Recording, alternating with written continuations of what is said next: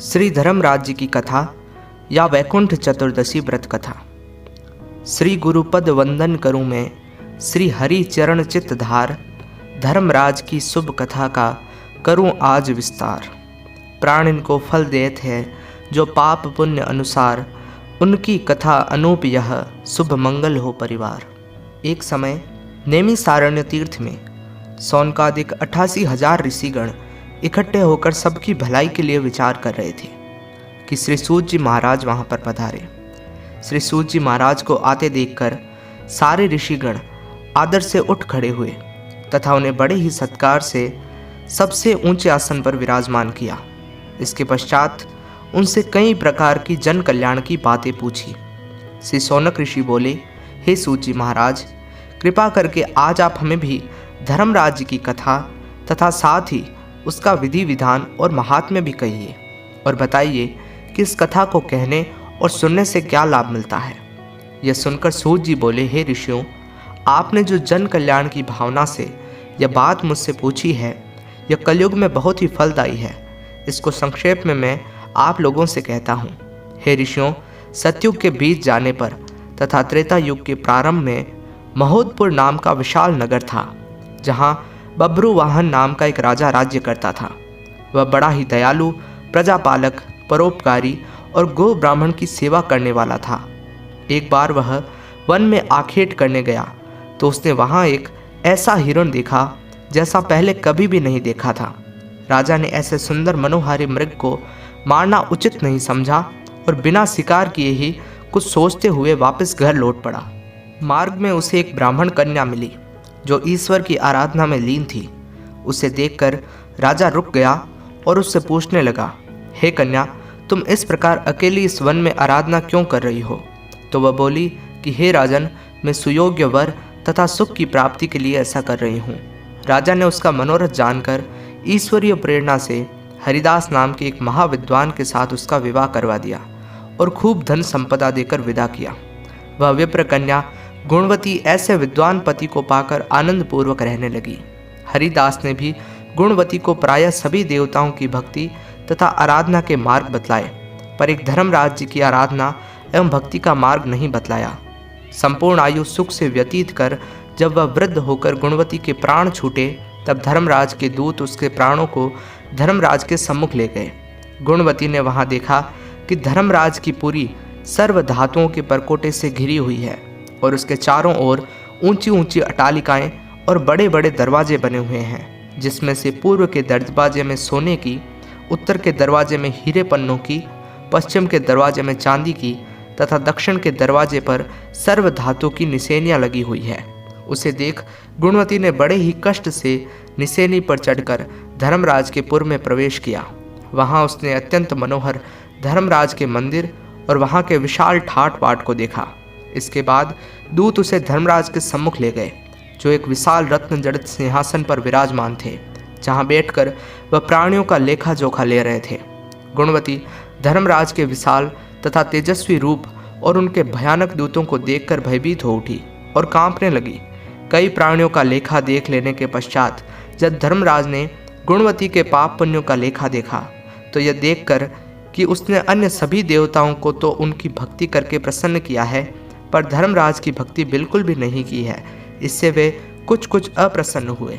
धर्मराज को इस प्रकार से नाराज देखकर गुणवती ने पूछा, हे महाराज, आपके मन में ऐसी क्या बात आई है कि जो आप नाराज हो गए हैं?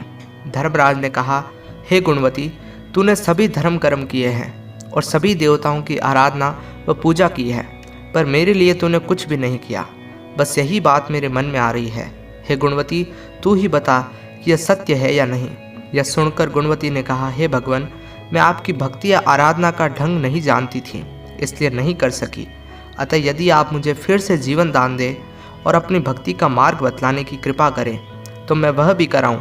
यह सुनकर धर्मराज बोले, हे गुणवती, मैं अपनी भक्ति तथा पूजा की विधि विधान तुम्हें बतलाता हूँ। हे गुणवती, सूर्य उत्तरायण होते ही मकर संक्रांति के पर्व पर मेरी भक्ति अर्थात कथा तथा पूजा शुरू हो जाती है और अगली मकर संक्रांति के आने पर समाप्त की जाती है।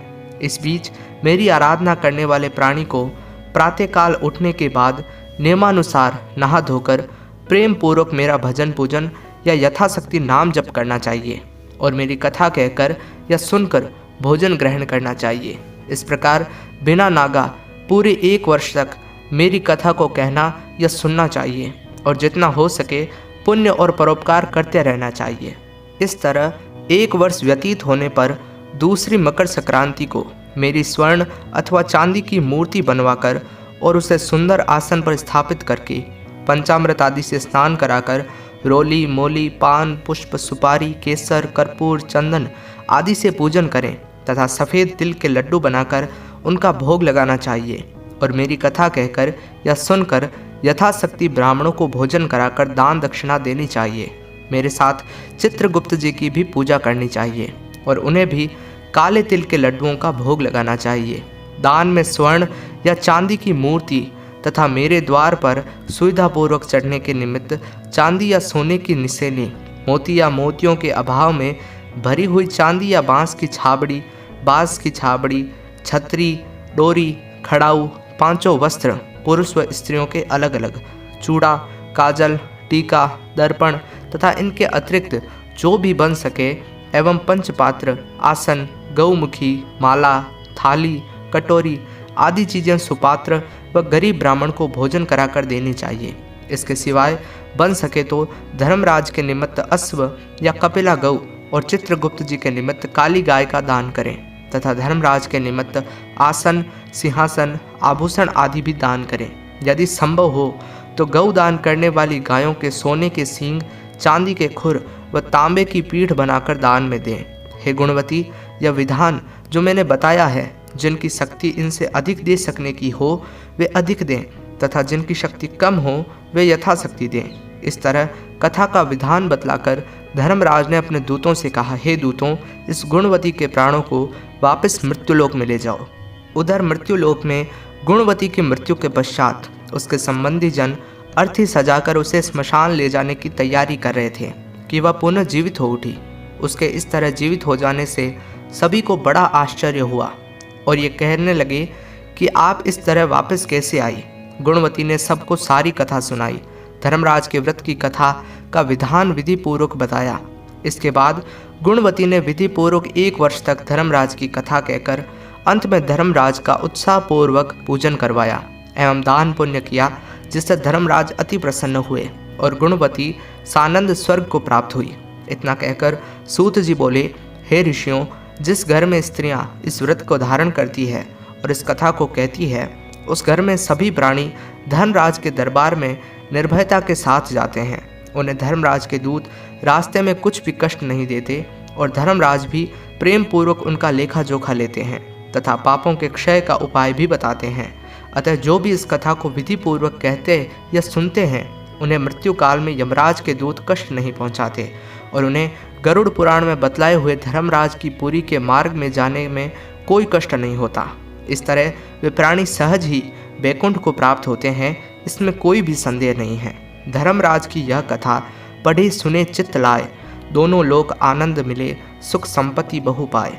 कथा विसर्जन होती है, अपने भीतर के पट खोलो, एक बार सब सुनने वाले धर्मराज जी की जय बोलो। बोली श्री धर्मराज महाराज की जय। इस तरह यह धर्मराज जी की कथा या वैकुंठ चतुर्दशी की कथा यहाँ समाप्त होती है। अगली वीडियो में धर्मराज जी की कथा का उद्यापन विधि और चित्रगुप्त जी की कथा भी सुनाएंगे। ये वीडियो अगर पसंद आई हो तो लाइक कीजिए, शेयर कीजिए, कमेंट में धर्मराज जी की जय लिखिए और हमारे चैनल को सब्सक्राइब कर लीजिए।